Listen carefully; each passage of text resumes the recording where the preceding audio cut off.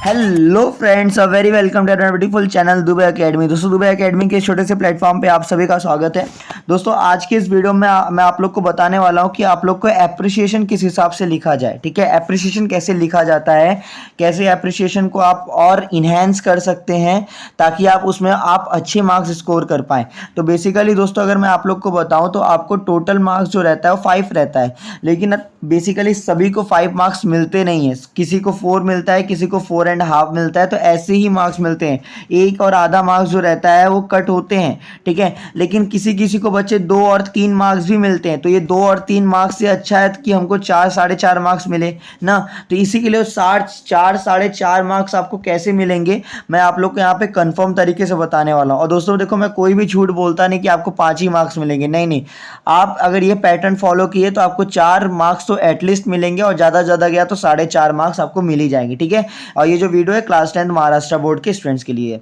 दोस्तों, बात की जाए मार्क्स डिस्ट्रीब्यूशन की, एप्रिसिएशन की, तो बताऊं टोटल 5 मार्क्स का होता है, जिसमें टाइटल हाफ एन मार्क्स का रहता है, मतलब हाफ मार्क्स का रहता है टाइटल लिखने का। पोएट का नाम लिखने पे आपको हाफ मार्क्स मिलता है, यानी कि टोटल 1 मार्क्स हो गया।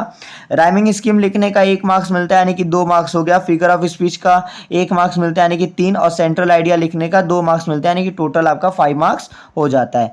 बच्चों, टाइटल जो होता है बस आपको पढ़ना है। आप अगर पोयम अगर पढ़े भी रहोगे तो अभी आप टाइटल लिख सकते हो, इतना तो मुझे मालूम है। अब पोएट का नाम वहाँ पे ऑलरेडी दिया रहेगा, यानी कि हाफ एन मार्क्स रहता है ये आपको फ्री में दिया जाता है। ठीक है, तो 1 मार्क्स तो चलो आपका यही हो गया 2 पॉइंट में। ठीक है, और तीसरी पॉइंट की बात की जाए आपकी राइमिंग स्कीम की बच्चों, तो राइमिंग स्कीम बेसिकली अगर मैं बताऊं तो राइमिंग स्कीम में आपको ज़्यादा कुछ नहीं करना है, बस आपको ये समझना है कि कौन से पोयम में राइमिंग स्कीम है और कौन से पोयम में राइमिंग स्कीम नहीं है। कौन सा पोयम राइमिंग स्कीम वाला है, कौन सा पोयम फ्री वर्ड्स है, ये आपको समझना पड़ेगा। इसके लिए आपको बस जस्ट एक पोयम को एक बार क्या बोलते हैं, एक बार उसको एक्सप्लेनेशन लेना है, या बेसिकली आप एक बार बस उसको रीड कर लीजिएगा। ठीक है, तो ये 1 मार्क्स भी आपके लिए फोकट का ही है, तो यानी कि 2 मार्क्स आपको ऐसे मिल जाता है। फिगर ऑफ स्पीच की अगर बात की जाए दोस्तों, तो आपको बस कहीं भी अगर आपके पास मटेरियल है डाइजेस्ट ऑनलाइन आप सर्च कर सकते हैं, फिगर ऑफ स्पीच आपको मिल जाएगा। सेंट्रल आइडिया कैसे लिखा जाएगा ये मैं आपको बताता हूँ, कैसे इनहेंस करा जाए सेंट्रल आइडिया को, एलोबरेट कैसे किया जाए वो आपको मैं अच्छी तरीके से समझाता हूँ। हाँ, बेसिकली दोस्तों अगर मैं बताऊँ तो पॉइंट फॉर्मेट में लिखना रहता है। ठीक है, सॉरी, पॉइंट फॉर्मेट में नहीं लिखना रहता है, पैराग्राफ फॉर्मेट में लिखना रहता है। ठीक है, हाँ, बहुत सारे बच्चों का सबसे बड़ा क्वेश्चन यही रहता है कि सर पॉइंट फॉर्मेट में लिखना है कि पैराग्राफ फॉर्मेट में लिखना है। नहीं बच्चों, आपको 10th का जो इंग्लिश है आपको उसको पैराग्राफ फॉर्मेट में ही लिखना है, एप्रिसिएशन।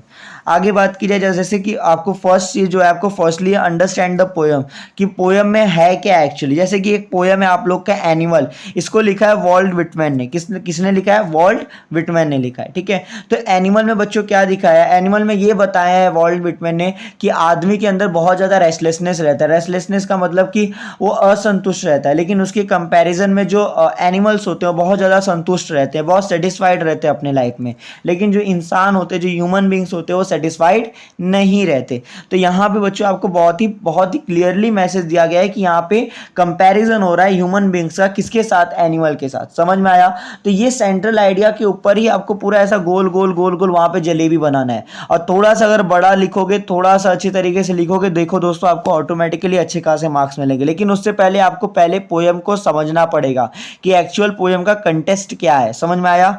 आगे बात की जाए, हाँ, समझने के लिए मैं आप लोग को एक और चीज बता दूं, यहाँ पे जितने भी आपको थंबनेल दिख रहे हैं तो 3 ही थंबनेल है। मैं 6 के 6 पोयम, एक पोयम रह गया वो भी उसका ही वीडियो आ जाएगा। 6 के 6 पोयम मैं समझा के विद एप्रिसिएशन आप लोग को दिया हूं, और उसका लिंक जो रहेगा मेरे डिस्क्रिप्शन बॉक्स में, जाकर चेकआउट करो। पहले ये वीडियो देखो। ठीक है, जैसे कि एलोबरेट कैसे किया जाए एप्रिसिएशन को, जैसे यहाँ पे लिखा हुआ है the title of the poem is animal, मतलब पोयम का टाइटल क्या है? एनिमल है। इस पोयम को किसने लिखा है बेसिकली? तो अगर आपको नहीं भी मालूम है वॉल्ट विटमैन कौन है, तो आप लोग को बस ऐसे लिख देना है, this poem is written by very famous poet. किसने? Very famous poet Walt Whitman. इनको और किसी नाम से भी जाना है, he is a father of free words poem, यानी कि ये मतलब इनके पोयम में बेसिकली राइमिंग स्कीम नहीं होता था, इसीलिए इनको फ्री वर्ड्स पोयम का फादर कहा जाता था। ठीक है, तो ऐसा आप ये सब 3 पॉइंट में अगर आपने किया तो आपका 2 लाइन तो इसी में गया। ठीक है, फिर उसके बाद धीरे धीरे फिगर ऑफ स्पीच में बढ़ाकर राइमिंग स्कीम स्कीम में बड़ा करो, ठीक है। They are no rhyming scheme use in this poem, ठीक है। फिगर ऑफ स्पीच में भी थोड़ा बहुत आप बड़ा करते चले जाओ। तो आप ऐसे बड़ा करोगे दोस्तों, आपका 1 पेज नहीं तो नहीं, एक से आधा पेज तो आपका हो ही जाएगा, इतना तो मुझे कंफर्म है।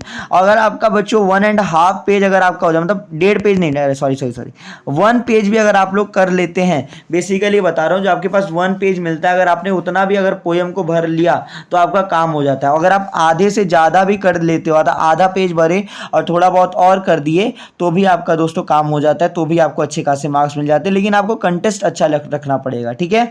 आगे बात की जाए राइमिंग स्कीम और फिगर ऑफ स्पीच क्या होता है।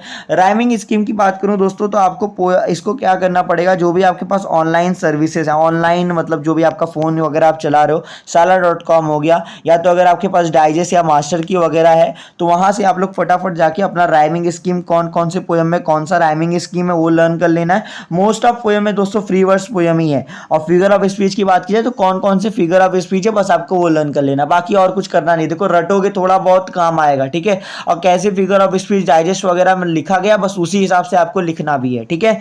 आगे बात की जाए सेंट्रल आइडिया। सेंट्रल आइडिया के लिए मैं समझ में आया क्या फिगर ऑफ स्पीच और rhyming scheme. Rhyming scheme basically आपको ऑनलाइन से ही, मतलब जो शाला.com वगैरह है, यहाँ से जाके आप एप्रिसिएशन सर्च कर सकते हैं, डाइजेस्ट वगैरह से आप सर्च कर सकते हैं, मास्टर की से आप सर्च कर सकते हैं।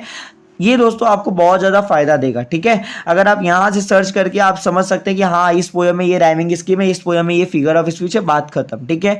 और अगर और मैं दोस्तों देखो, मैं यहाँ पे जो पोयम समझाया हूँ उसमें मैं बताया भी हूँ कि ये फिगर ऑफ स्पीच है, और क्यों है फिगर ऑफ स्पीच ये भी मैं इस वीडियो में बताया। तो अगर आप इस वीडियो को देख लोगे, 6 वीडियोज होंगे दोस्तों, मोस्ट ऑफ आपका 1 आवर जाएगा और आपके सारे के सारे पोयम समझ के हो जाएंगे, ठीक है। अभी से ही अगर अच्छे मार्क्स की प्लानिंग करोगे दोस्तों, तो आपको अच्छे खासे परसेंटेज आपके 10th बोर्ड में मिलेंगे, मैं कंफर्म बताता हूं, ठीक है। अच्छा, सेंट्रल आइडिया की बात की जाए, थीम और सेंट्रल आइडिया की, तो सबसे पहले आपको पोयम को अंडरस्टैंड करना पड़ेगा। अंडरस्टैंडिंग की पोयम को अच्छी तरीके से आपको समझना पड़ेगा। You have to be understand this poem, everything you have to be understand, okay. आपको जो भी चीज़ है वहाँ पे कंटेस्ट कुछ भी दिया गया, आपको वहाँ पे समझना पड़ेगा ही पड़ेगा बच्चों। फिर उसके बाद रेफरेंस। अच्छा, रेफरेंस भी लेना है। रेफरेंस कैसा सर, जैसा कि आपके पास मास्टर की, डाइजेस्ट कुछ भी है, ठीक है, आप एक बार उसका रेफरेंस लो कि उसमें कैसा लिखा गया। आपको सेम टू सेम वो छापना नहीं है। रट्टा मारने पे जाओगे तो बहुत कठिनाई हो जाएगी। 7-8 पोयम में आपको रट्टा मारते मारते दिमाग ही हिल जाएगा, साल भर बीत जाएगा, आप कर नहीं पाओगे, आप भूलते चले जाओगे। रेफरेंस लेना है। रेफरेंस का मतलब कि आपको समझना है कि हाँ इसके मैं ऐसा भी लिखूंगा जैसा इसमें लिखा है, थोड़ा बहुत चीजें सेम हो जाएंगी, चलेगा, ठीक है। लेंथ को इंक्रीज करना है। लेंथ जितना आप बढ़ा सकते हो आप बढ़ाओ, ठीक है। ये मत सोचो कि मैं छोटा लिखूंगा और मेरे सब कुछ भर भर के, मतलब छोटा लिखूंगा लेकिन अच्छा लिखूंगा चल जाएगा, नहीं, मैं ऐसा नहीं मानता। मैं ऐसा मानता हूं थोड़ा बड़ा लिखो। टीचर के पास इतना टाइम नहीं होता कि तुम्हारा पढ़ेगा, ठीक है।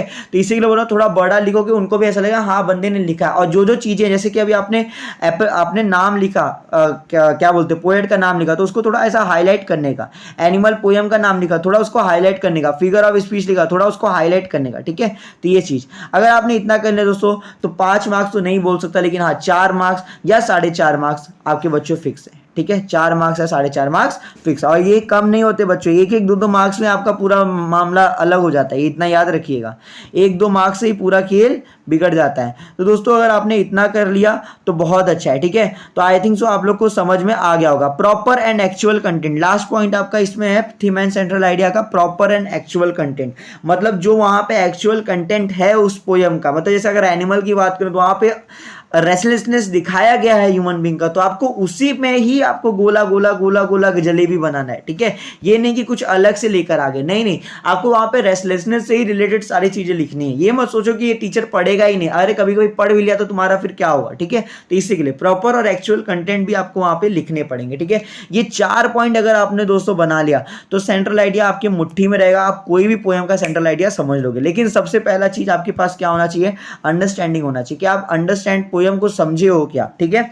चलो दोस्तों आगे बात की जाए, हाँ बस यहाँ पे आपका एंड हो गया। 5 मार्क्स मैं नहीं बोलता, क्योंकि अब टीचर्स कैसा करते हैं क्या करते हैं मुझे नहीं मालूम, लाने वाले बच्चे लाते भी हैं, बट मैं आपको इतना ही बोलूंगा 4 मार्क्स या 4.5 मार्क्स, इतना आपके कंफर्म है, ठीक है। और thanks for watching my video दोस्तों। आई थिंक सो आप लोग को एप्रिसिएशन के रिलेटेड सारी चीज़ें समझ में आ गई होंगी। Rhyming scheme, figure of speech जो भी आपको ऑनलाइन सर्च करना है, डाइजेस्ट या मास्टर किए तो एक बार उनमें देखो कि कौन से पोएम में कौन सा राइमिंग स्कीम है, कौन से पोएम में कौन सा फिगर ऑफ स्पीच है। ठीक है, हाँ, एलोबरेट करने का कैसा होता है सब समझ में आ गया। ठीक है दोस्तों, मिलते हैं दोस्तों नेक्स्ट वीडियो में, तब तक के लिए जय हिंद, जय महाराष्ट्र। ठीक है, आप स्वस्थ रहिए, मस्त रहिए।